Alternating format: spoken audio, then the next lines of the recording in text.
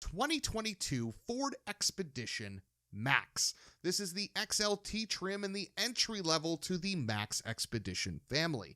Now, MAX and Expedition speak just means long wheelbase. You get that third row, you get that room, you get that space because this is a micro bus. Chevrolet calls it a Suburban, Ford calls it a MAX, and in this video, we are going to unbox all the standard features that come with the XLT. But can we just take a second to admire this wonderful green? Because man, it's absolutely gorgeous. Now, all Ford Expeditions come with a 3.5-liter EcoBoost twin-turbo engine with a 10-speed manual transmission, but the XLT comes with these LED headlights. The front end of this car does not get the signature DRL that comes on higher trim Expeditions, but it does get a full LED headlight. So you get an LED turn signal, LED low beam, LED high beam, which is grand. We love that. It works phenomenally well in all times of day, whether it's daylight for showing folks that you exist or nighttime for illuminating the road. The back of the facelifted Expeditions has these predominantly red incandescent taillights. Ford, on all of their base model vehicles, doesn't matter if it costs 30 grand or 60 grand, uses incandescent bulbs in the back. They never give them LEDs, which is a bit of a drag unless you get a Mustang. My favorite feature, though, of this XLT are these 18-inch machine face aluminum with magnetic painted pocket wheels, otherwise known as the base trim wheels. These wheels are wrapped in 275/65 18s, and oh boy, does this make this a cruising monster. This car is immensely comfortable on the road, and that's thanks in large part to those tires. Standard rear parking sensors, standard rear view camera make this car easy to negotiate in parking scenarios. The door cards in the interior are nothing special from a design and material perspective. This is a base model car, so your touch points are squishy, but everything else is hard plastic. You have this kind of interesting speaker design here, but overall, nothing too crazy, nothing to write home about.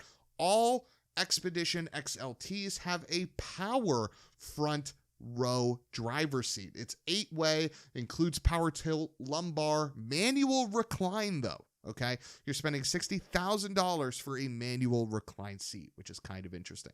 Looking at the steering wheel on the left, you have your cruise control and lane assist, and then on the right, you have your functionality for controlling that productivity screen. The productivity screen is an 8-inch screen in the gauge cluster in between the tach and the speedometer, and it works remarkably well, and it's integrated phenomenally into this overall system. I like having analog gauges for some things, but I like having the support of a digital gauge for things like trip, for things like fuel economy, for things like music, phone, etc. It's nice to have that right there, and Ford does a great job with their screens. It's very vibrant. In addition to that 8-inch screen, you get this 12-inch screen with Sync 4. Sync 4 means wireless CarPlay, Sync 4 means wireless Android Auto, and you also get a built-in navigation standard. In addition to that, we get a quick look at the driver assistant features that come on the XLT. You get lane keep, you get more, and that's all through this button right here. You get pre-collision, that rear view camera that we talked about earlier, blind spot, which is in the mirrors, and more things, cross traffic, rear traffic, all that jazz. You can change it to alert you and aid you, just alert you, just aid you, etc., etc. I just had it to aid me, and it does a great job at making long road trips easier by helping the car maintain the center of the lane. This car doesn't drive itself, but it's definitely a long road trip aid. All Expedition XLT Maxes have tri-zone climate, which means you get dual for the front driver and passenger and one zone for the second and third row. Now, I love that they're buttons and knobs because everything is clear and visible. Rotary dial is something that Ford is getting used to, and if you hit that M, you can control the shifts with the plus or minus. No paddle shifters here, and there's no, shift lever to be able to move up and down. So many storage options here, including that 12 volt, not a storage option, but just something to point out. On the passenger side, it's all manual.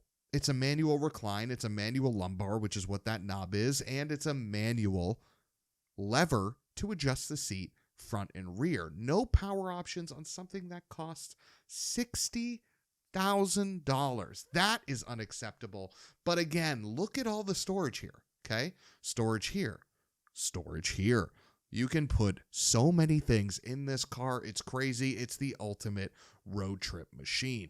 Now, the backseat door card emulates the front in terms of design and materials. It's squishy where you put your hands, and it's hard plastic everywhere else. I appreciate that Ford added some squish to the back. They didn't have to do it, but, you know, it's 60 grand, so I'm happy they did. Looking at the back seat, though, you can see it does recline a little bit, which is nice. I do love the material Ford used in this XLT. It's very comfortable in all weather, whether it's hot or cold. Big fan of cloth seats in general. Sitting in the Expedition, I am sitting behind myself. I'm 6 feet tall, and my seat in front is set at a comfortable height, and I have all the room in the world, guys. This car has oodles and oodles and oodles of room.